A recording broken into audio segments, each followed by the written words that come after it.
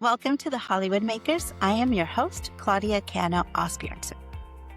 This week, Hollywood isn't defined by a new blockbuster or a streaming release.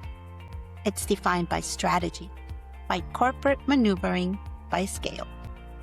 Netflix has bowed out of its pursuit for Warner Brothers, leaving Paramount's guidance as the likely winner. This isn't just about one studio changing hands. It's about how content, power, and storytelling are being reshaped in real time. Let's break it down.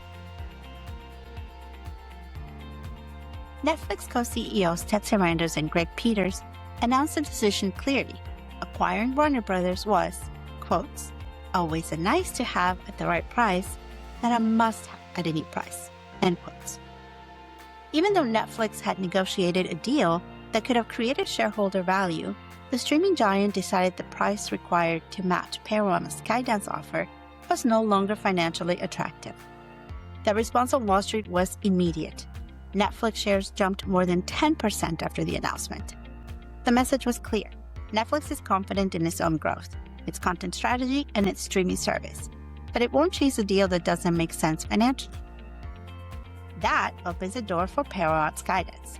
Their latest bid, $31 per share plus additional sweeteners, has been labeled by the Warner Brothers Discovery Board as a superior proposal. Paramount CEO David Ellison framed it as a combination that will deliver value, certainty, and speed. But, beyond dollars and cents, this deal carries major implications for the studio landscape. Combined production power between Warner Brothers and Paramount's Skydance, potential reshaping of TV divisions and film production infrastructure, regulatory scrutiny from U.S. and European authorities, with political voices already weighing in. What does this mean for Hollywood? First, consolidation accelerates. Fewer independent powerhouses remain. The stakes for library control, IP, and franchise ownership are enormous. Second, content creators and employees feel the pressure. Redundant positions and infrastructure trimming are likely, particularly in TV divisions. Thousands of jobs could shift, move, or disappear. Third, this moment underscores strategy over size. Netflix isn't chasing a prestige acquisition. They are prioritizing shareholder value, content investment, and organic growth. Paramount, on the other hand, is willing to spend to gain scale and influence, with regulators watching closely. This isn't just a corporate story. It's a signal for creators, talent, and audiences that Hollywood's architecture is shifting, and the winners will be defined by strategy as much as storytelling. While the studio world wrestles with consolidation, publishers across the pond are addressing their own questions of content control. In the UK, major media organizations including BBC, Sky News, The Guardian, The Telegraph, and Financial Times formed the SPUR Coalition. SPUR, or Standards for Publisher Usage Rights, is focused on AI, how it uses original journalism, how creators are credited, and how value is maintained. The message is simple. Content has worth, whether it's a film library or a news archive. Protecting that value is critical. And in a moment when Netflix passes on a deal and Paramount invests billions in Warner Brothers, the lesson is similar. Ownership matters, strategy matters, stewardship matters.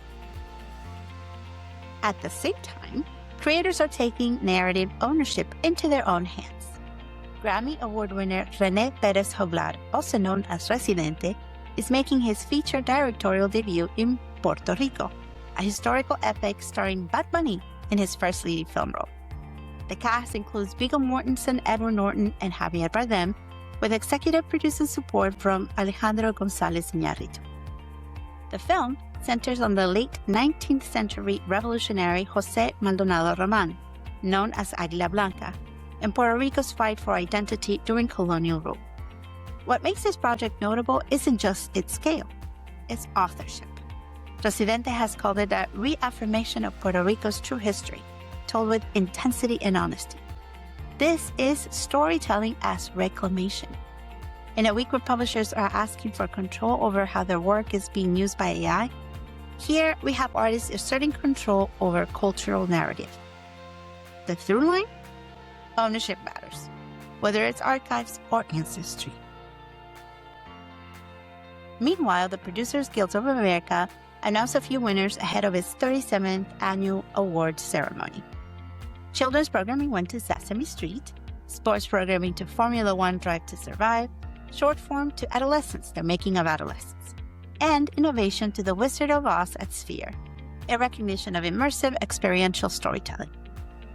There's something symbolic here. Traditional children's television, global streaming sports docuseries, behind-the-scenes short form, and immersive Sphere technology.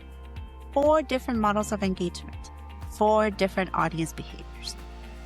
This year, the PGA is also honoring Jason Blum, Amy Pascal, and Mara Brockett-Hill, producers whose careers represent risk-taking, franchise building, and culturally specific storytelling. So again, we see the industry acknowledging both legacy and reinvention. This week's Hollywood story is about control, strategy, and ownership. Netflix stepped back, Paramount stepped forward.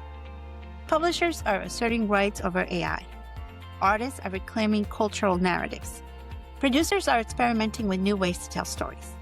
It's a reminder that the industry is not just making content, it's negotiating its future. Who owns the libraries? Who controls the narrative? Who shapes the culture? And that, more than any headline, is what the Hollywood Makers is here to follow. Thanks for joining me today. Don't forget to like and subscribe. Till next time.